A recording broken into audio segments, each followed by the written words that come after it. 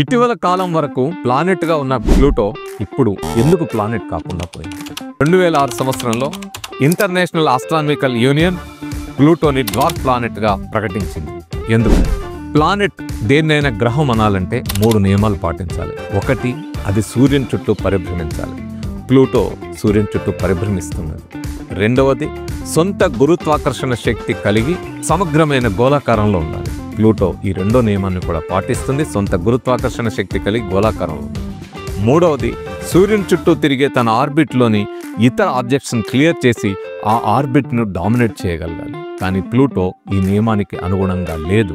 ఇది తన ఆర్బిట్ను clear చేయలేకపోతుంది, dominate చేయలేకపోతుంది. అంతేకాకుండా కూపర్ బెల్ట్లోని అనేక ఆబ్జెక్ట్స్లో ఇది ఒకటిగా ఉంది. కాబట్టి దీన్ని డ్వార్ఫ్ ప్లానెట్గా ప్రకటించారు. ప్లూటోకి ఆవల ఉన్న కూపర్ బెల్ట్ గురించి నెక్స్ట్ వీడియోలో